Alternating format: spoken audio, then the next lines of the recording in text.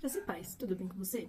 Nós vamos dar sequência na nossa leitura de hoje. Nós estamos no livro de Jó, capítulo 35. Nós vamos fazer a leitura. Abra sua Bíblia comigo e vamos ler uma porção da palavra. Amém? Versículo 1, capítulo 35. Eliú disse ainda: Você acha que é justo dizer, a minha justiça é maior do que a de Deus? Porque você diz, de que me serviria ela? Que proveito tenho se eu não pecar? 4. Eu daria resposta a você e aos seus amigos também. Olhe para o céu e veja. Contemple as altas nuvens acima de você. Se você peca, que mal causa a Deus? Se as suas transgressões se multiplicam, que prejuízo isso poderia trazer a ele? Aqui ele diz, se você pecar, qual mal você está fazendo para Deus? Quando a gente peca, a gente traz coisas ruins apenas para a nossa vida, né? A majestade de Deus não vai ser abalada com o nosso pecado, né? Ele continua soberano. Quem sofre a punição ou as consequências do pecado somos nós. 7. Se você é justo, o que está dando a ele, ou que ele recebe da sua mão? A sua impiedade só pode fazer mal ao homem. E a justiça só pode dar proveito ao filho do homem. Ou seja, aquilo que você faz de ruim para a sua própria vida. Por causa das muitas opressões, as pessoas clamam por socorro, contra o braço dos poderosos. Mas ninguém diz, onde está Deus que me fez, que inspira canções de louvor durante a noite, que nos ensina mais do que aos animais da terra, e nos faz mais sábios do que as aves do céu. Clamam, porém ele não responde, por causa da arrogância dos maus. Só gritos vazios Deus não ouvirá. O Todo-Poderoso não lhes dará atenção. Aqui ele fala sobre nós chegarmos arrogantes perante ao Senhor, né, sem humildade, né, orando a Deus, porém ele não ouvirá. Versículo 14. Jó, ainda que você diga que não o vê, a sua causa está diante dele. Por isso, espere em Deus. Olha que conselho. Quantas vezes nós passamos por isso, né? Parece que Deus não está insensível à nossa causa, né? Digamos assim. E aqui ele diz, Jó, ainda que você diga que não o vê, ou seja, que Jó não está percebendo a presença de Deus.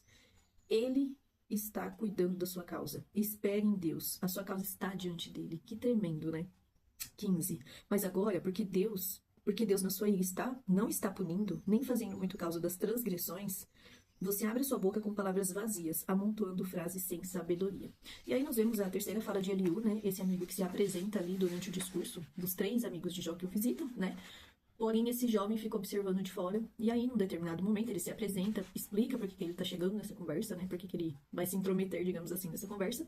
E aí ele começa a falar algumas coisas. Ele é mais jovem que os demais, então ele precisa esperar, né? Era a cultura da época. Ele precisa esperar até que os mais velhos parassem de falar, para que ele pudesse ter voz, né? Ele argumenta que Deus não precisa recompensar o homem por sua inocência. Ele é soberano. Ele não é afetado pela nossa obediência ou pelo nosso pecado. Deus não vai mudar porque nós estamos sendo bons. Deus não vai mudar porque nós estamos pecando. A natureza de Deus não vai mudar por conta das nossas transgressões, né? Ele é soberano e ele vai continuar sendo, né? Ele não muda por conta do nosso comportamento. Imagina se Deus mudasse perante o nosso comportamento. Nós teríamos, assim, uma inconstância de Deus, né? Porque nós somos assim. Nós somos muito inconstantes, infelizmente, em muitos momentos, né? Então tem uma variação, né? Um dia ele tá nos ouvindo, outro dia ele vira as costas, igual nós fazemos com ele, né? E um dia nós estamos ali fervorosos em oração, buscando a Deus com maior intensidade, em outros nem tão próximos dele. Então imagina se a resposta de Deus a nós fosse da forma que nós tratamos a ele. Seria bem complicado, né? Que bom que ele não muda. Ele não muda através do nosso comportamento. E glória a Deus por isso. Porque se ele mudasse, viveríamos um verdadeiro caos, né? Ele mostra a insistência de Jó em dizer que não tinha pecado e não tinha valor diante de Deus. Jó repete ali por várias vezes, né, que ele não havia pecado e os amigos apontam os pecados e ele fala que não pecou e fica aquela discussão por vários capítulos aqui que nós vemos, né.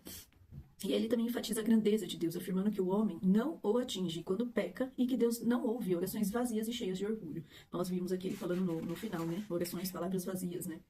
Eliú conclui o capítulo 35 dizendo que Jó duvidava do valor de servir a Deus, que ele orava com orgulho e pensava que Deus não punia o pecado. Muitas vezes nós não vemos o agir de Deus.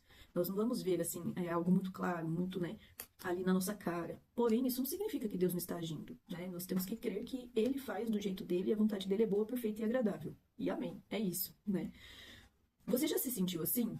Desencorajado a viver as promessas de Deus na sua vida? Quando parece que Deus não está te vendo, não está te ouvindo, parece que a sua causa está ali perdida, no meio do nada? A gente vive momentos assim, né? Infelizmente. Porque quando nós passamos a pensar isso sobre Deus, que parece que Ele não está nos ouvindo, quer dizer que nós estamos tão distantes dEle, a ponto de não confiar, de não crer que Ele é soberano. Ele é poderoso para fazer todas as coisas na nossa vida. Se nós estivermos ali conectados, ligados a Ele, não vai ter essa dúvida. Então, quando você se sentir desencorajado a viver as promessas de Deus na sua vida, pense que é quando a gente se afasta de Deus, quando a gente está tão longe dele que a gente não tem fé o suficiente para dar mais um passo. Então, se reconecte a Deus, sabe? Busque mais uma oração, ore mais, jejue, faça propósitos. Se não tiver força, peça ajuda de alguém. Como eu sempre falo, tenha amigos de Deus. Eles te sustentam no dia que você não consegue. Ele vai orar por você, vai te ajudar, né? Embora a justiça humana e a inocência possam ser valorizadas, a verdadeira justiça só pode ser encontrada em Deus. Então, ainda que nós sejamos boas pessoas, que vivamos, sei lá, né, em uma sociedade que a lei acontece, que a justiça é boa, que não é o caso, né, mas vamos, né, pensar dessa forma, né, ainda que fosse perfeito, apenas a justiça de Deus é perfeita, né, apenas a justiça de Deus prevalece na nossa vida. Orar mais ao Senhor e aguardar que Ele faça a sua vontade. Esse é o nosso objetivo. Orar mais. Quando a gente está desconectado, a gente passa a ter menos força.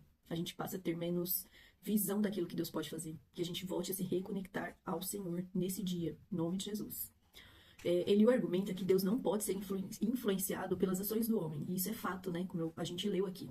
Seja para o bem ou seja para o mal. Ou seja, se eu for obediente, Deus continua sendo Deus. E se eu pecar, Deus continua sendo Deus. Quem vai sofrer as punições do meu pecado? Ou quem vai usufruir, digamos, da minha boa vivência, né? Ou do meu bom caráter, sou eu mesmo, né? A minha vida vai ficar mais fácil se eu for obediente. Mas é comigo mesmo, não é com Deus. Deus não muda através do meu comportamento. Eu tenho que colocar isso muito na minha cabeça.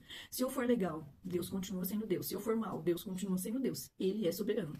E a vontade dele não vai mudar diante ao meu comportamento. Nós precisamos crer que Deus é nosso Criador. Né? Somente Ele pode trazer alegria e consolo em momentos de dor. Somente Deus é poderoso para tirar a dor do nosso coração. Somente Ele é poderoso para nos levar para próximo dele, né? Para pedir mais, com o coração mais quebrantado ali, né? Precisamos estabelecer um relacionamento diário de busca e oração a Deus. Só assim vamos nos reconectar a Ele.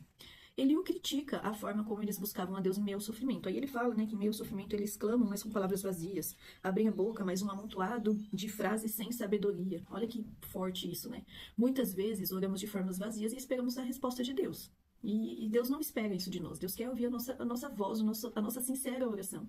Ele não quer ouvir uma frase bonita, um falar difícil. Ele quer que a gente fale aquilo que está no nosso coração mesmo, aquilo que a gente está sentindo. E não importa que seja de forma simples. É isso que Ele quer ouvir de nós. O verdadeiro caminho para nos aproximarmos de Deus é ter humildade e reconhecer o senhorio de Deus em nossas vidas. Sabemos que somos limitados, mas Ele não é. Tudo aquilo que você não consegue, que você não pode, que você não é capaz, Ele pode. Ele é soberano, Ele é o nosso Criador, Ele nos conhece desde do ventre da nossa mãe, desde antes do ventre, Ele nos escolheu, Ele nos conhece. Então peça a Ele aquilo que você precisa, entregue suas causas na mão do Senhor, Ele é poderoso para fazer. Nós somos limitados, Ele não é limitado. Devemos nos humilhar e reconhecer a nossa dependência total a esse Deus.